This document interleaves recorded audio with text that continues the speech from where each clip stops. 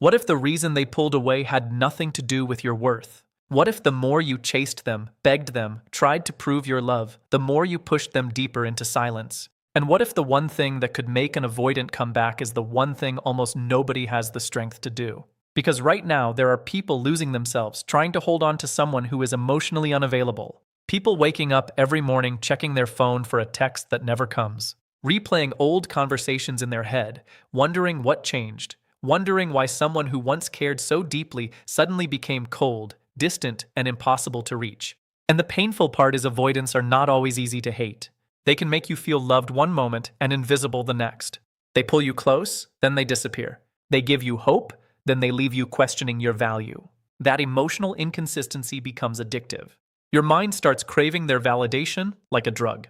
You stop focusing on your own life because all your emotional energy becomes trapped inside the fear of losing them. But listen carefully. The moment you become emotionally dependent on someone's attention, you lose your power. Not because you are weak, but because human psychology works in a very specific way.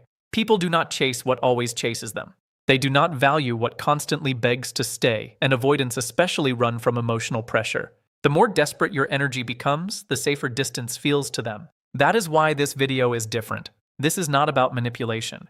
This is not about playing childish games. And this is definitely not about pretending not to care. This is about becoming so emotionally strong, so grounded, so focused on your own value that their absence no longer controls your peace. And ironically, that is the exact moment many avoidants begin feeling your loss. Because avoidants are deeply affected by emotional energy, even if they never admit it. Most of them learned early in life that closeness leads to pressure, disappointment, or pain. So, when someone gets too emotionally attached to them, they instinctively pull away to protect themselves. It is not always logical. It is psychological conditioning. Their nervous system associates intimacy with danger. And when they feel you needing them too much, they begin to feel trapped. Now, here is the mistake most people make. When the avoidant starts distancing themselves, they panic. They text more. They over-explain. They try harder. They become emotionally louder. They think love must be proven through constant effort. But all that does is confirm one thing in the avoidant's mind, that you are emotionally dependent on them. And dependency kills attraction. Not because caring is unattractive, but because losing yourself for someone else sends a message that your life revolves around their approval. Deep down, people respect those who respect themselves. People feel drawn toward those who have emotional control. Confidence creates curiosity. Scarcity creates value. Peace creates attraction. You have to understand something most people never realize. The avoidant is not testing how much you love them. They are unconsciously watching how you handle distance, how you respond to uncertainty, how you carry yourself when things stop going your way. Anyone can look confident when they are receiving attention. But true power is revealed when attention disappears.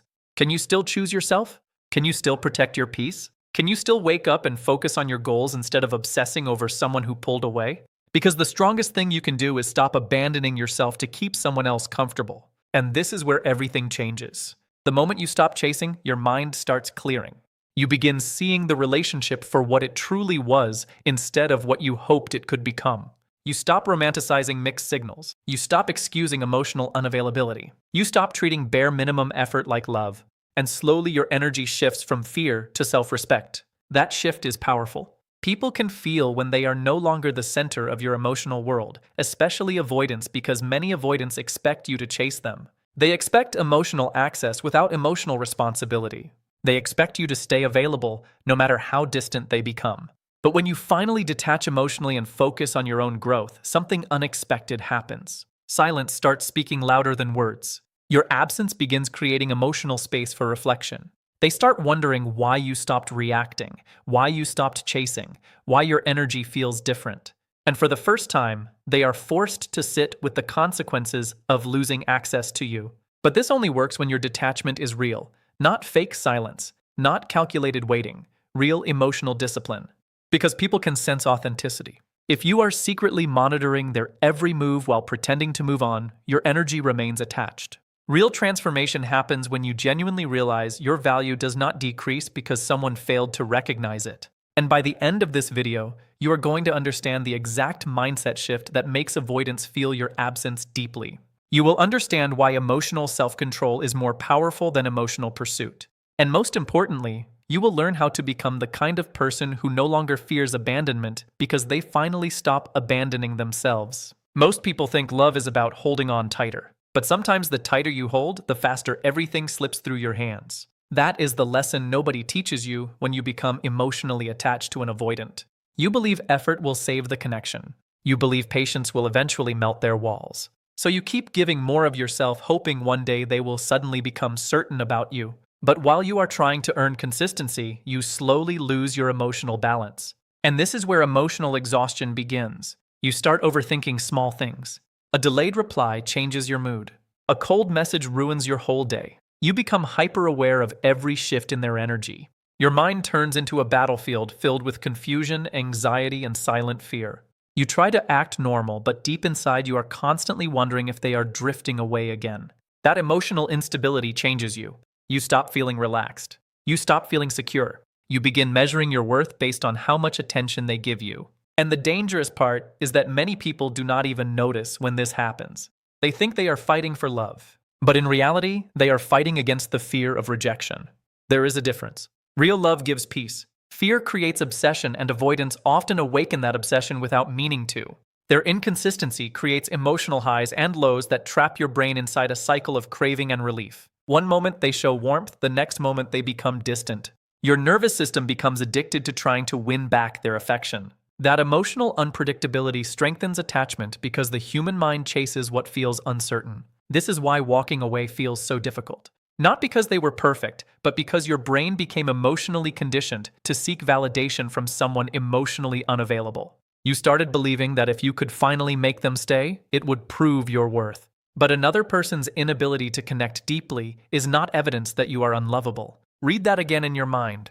Their inability to provide emotional safety is not proof that you are lacking value. And the day you truly understand that, your entire energy changes because confidence is not loud. Confidence is calm.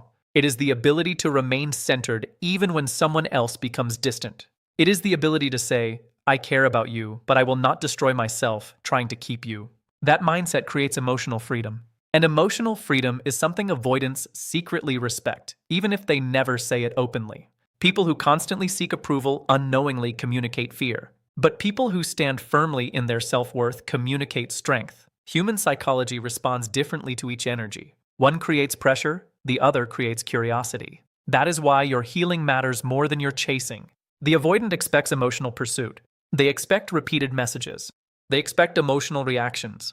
They expect you to stay mentally trapped in their silence. But when you stop feeding that dynamic, the emotional pattern breaks. Suddenly, they no longer feel fully in control of the connection, and that uncertainty forces reflection.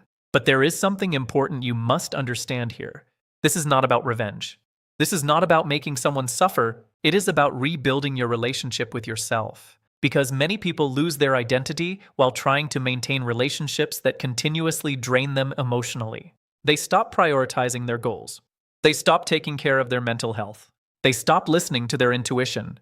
Their entire emotional world begins revolving around another person's behavior. That is not love. That is self-abandonment. The strongest transformation happens when you finally decide that your peace is no longer negotiable. When you stop trying to force closeness with someone who keeps resisting connection. When you stop explaining your value to people determined to misunderstand it. When you realize your energy deserves reciprocity, not confusion. And strangely, that is often when the avoidant begins paying attention again.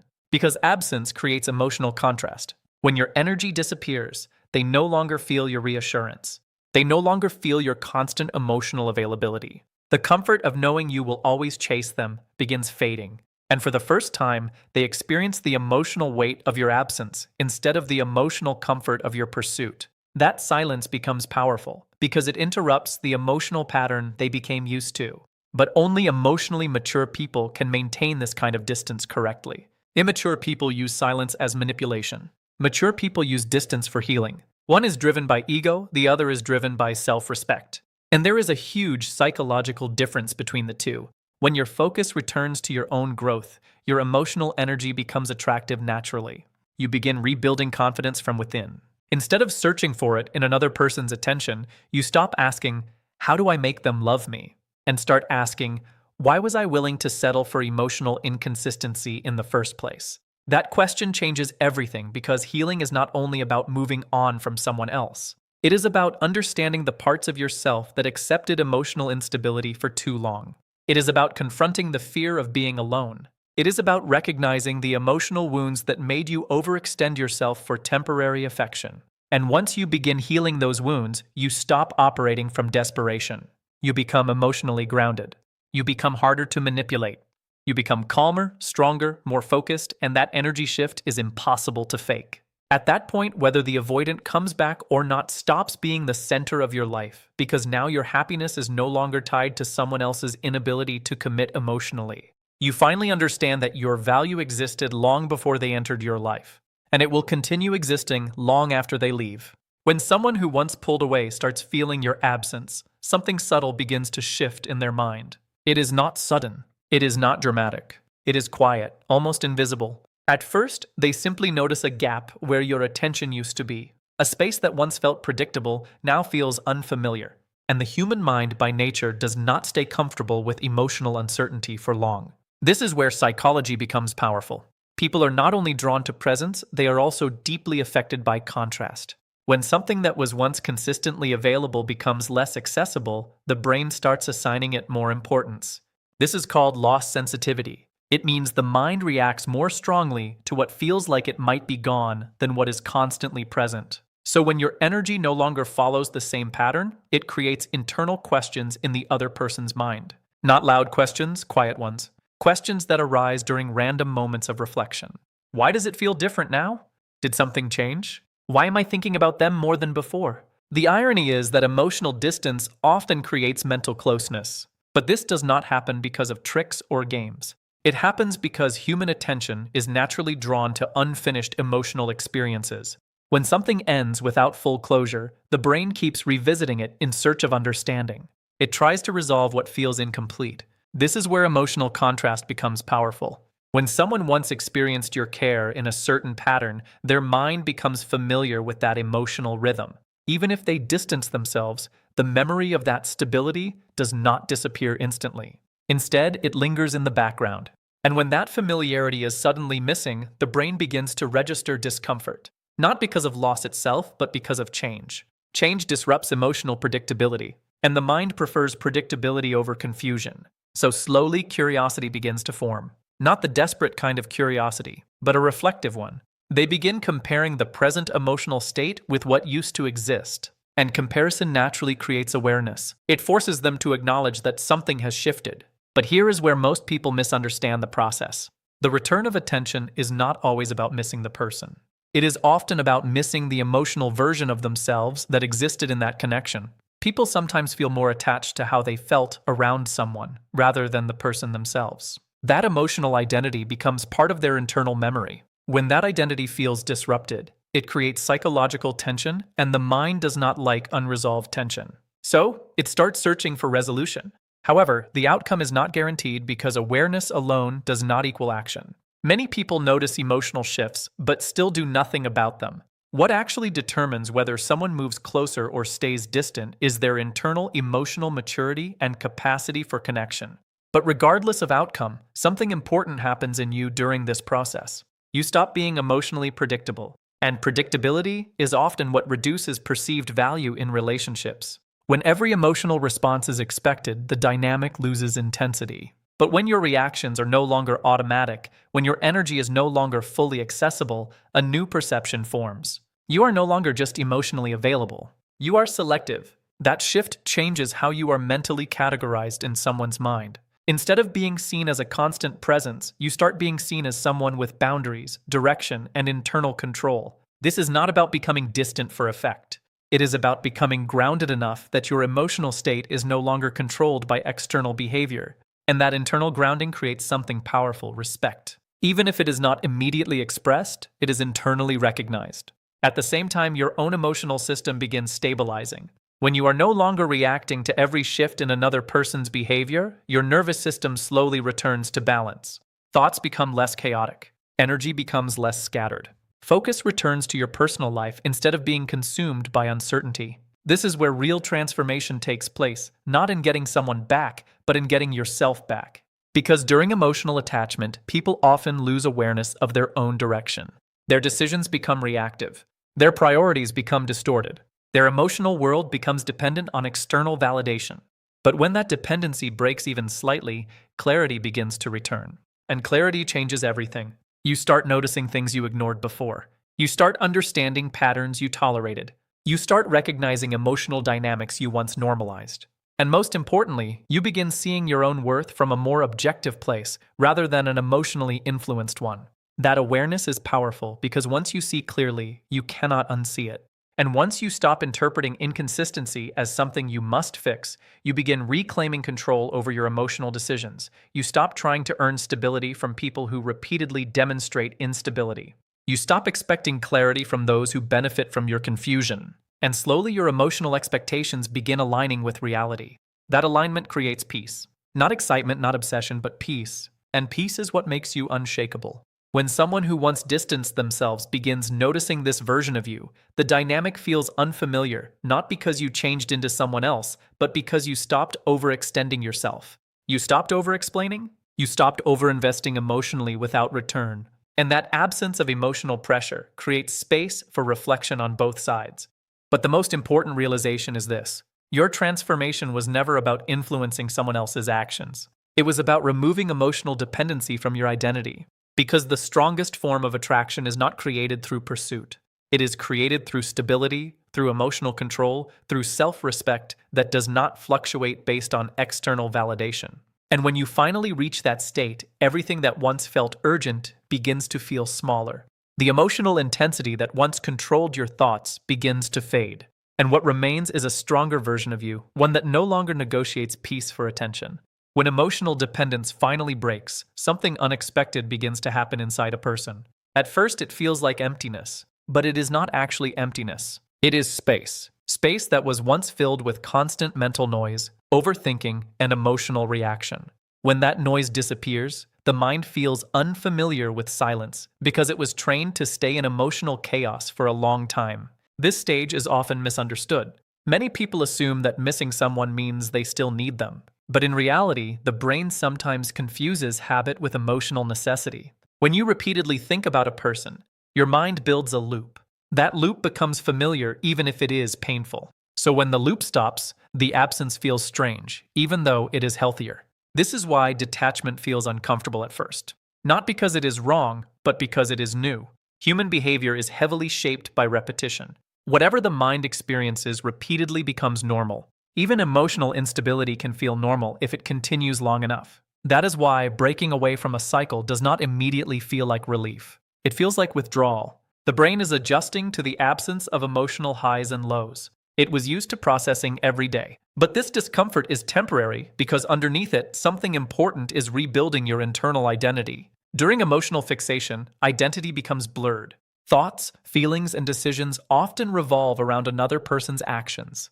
But once that external focus weakens, your awareness begins returning inward. You start noticing your own thoughts again without immediate emotional interference. And that is where clarity strengthens. Clarity is not loud. It does not come with intensity. It comes quietly through observation. You begin to see patterns in your behavior that were previously invisible. You notice how often your mood depended on someone else's availability.